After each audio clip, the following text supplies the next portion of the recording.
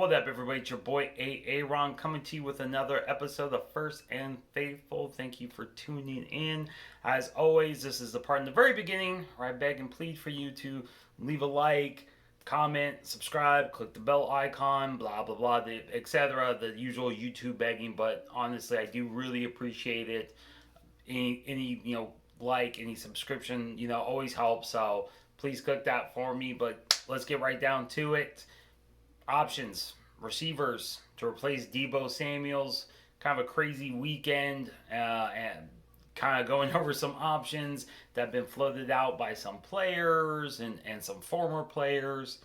Kicking off on Friday, Dante Whitner was on was on a radio program and has been advocating very hard for the Niners to take a look at Antonio Brown, saying he thinks that he would be a good fit for the team. He's turned it around, saying he thought Jerry Rice would vouch for him, etc. Thinks they should really reach out to him.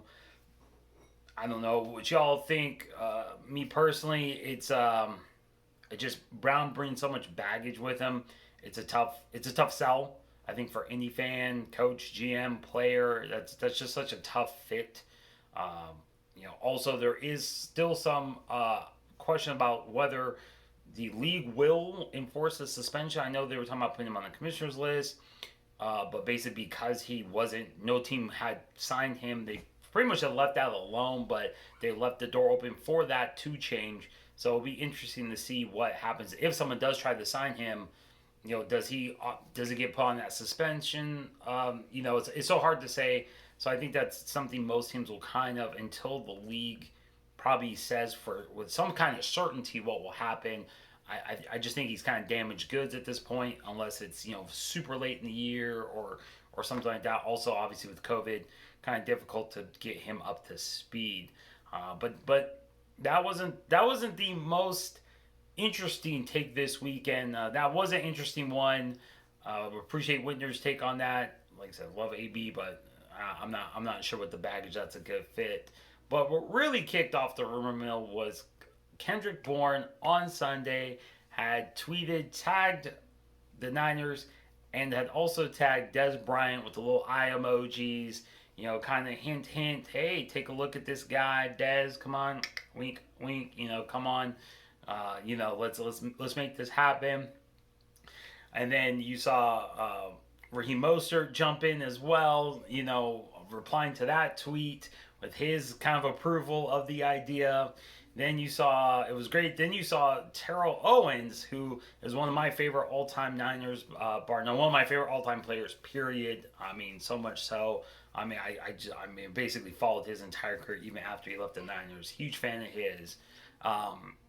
He replied to that tweet basically saying, "Hey, age is nothing but a number. I'll come back too.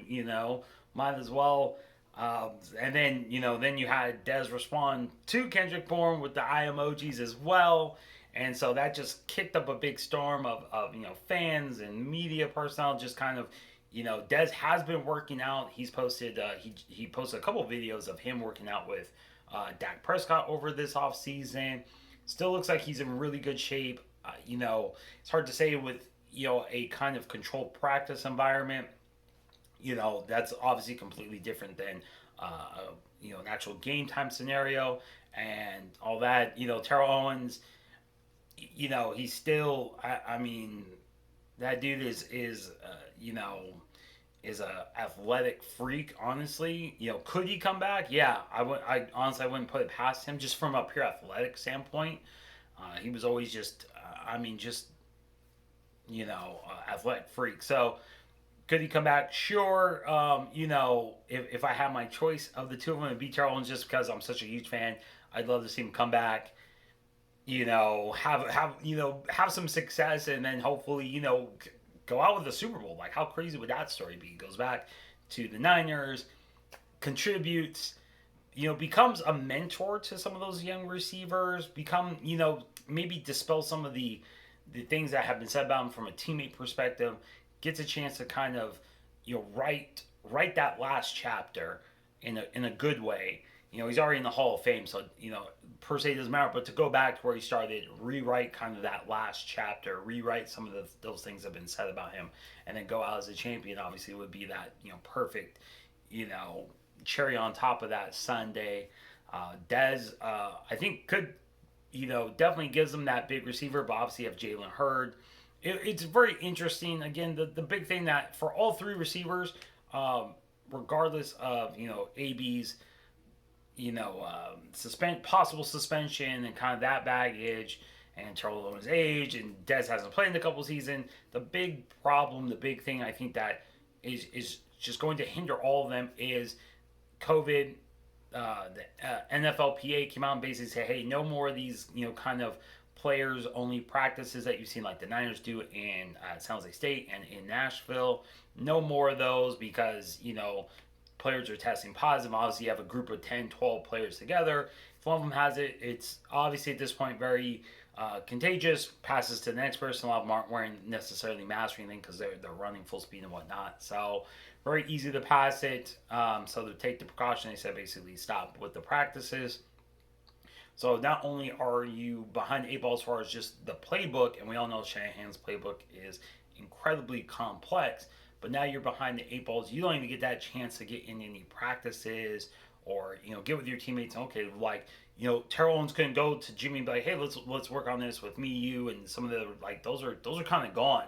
So the first time you really get a chance to really on the field see what's going on is basically once we get to training camp, which at this point might be shortened. So you're so far behind the eight ball, regardless of, like I said, all the other issues, AB's thing, and Dez not playing for years, and same with T.O. is, can they absorb the playbook mentally and then physically on the field? Can they, take it from here to here and put it on the field like the Niners are going to need them to do? That's going to be that would be the really tricky part for anybody they bring in.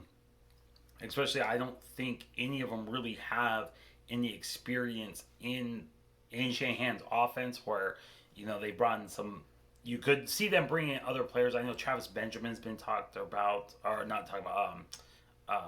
Taylor Gabriel, has been talked about. He has experience in Shanahan's system, so he's been talking about someone like, oh, you bring him in. He, at least he knows the playbook.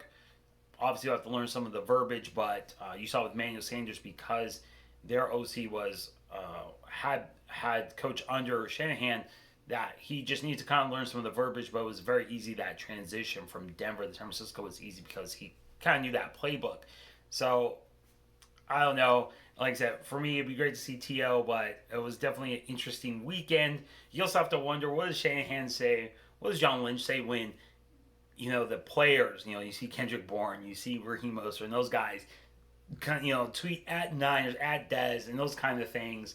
You always have to wonder, what does, John Lynch think about that? What does Shanahan think about that? Are they rolling their eyes? You wonder if KB got a text message from John Lynch like 10 seconds later, like, bro, what are you doing? Now I have to answer these media questions because people are gonna wonder, like, hey, is this possible? Is this possible? And I have to tell them no, or and so for all we know, Lynch was already thinking about it. It's like, now the cat's out of the bag, So I'm always curious how the GMs and the coaches feel when these kind of things happen.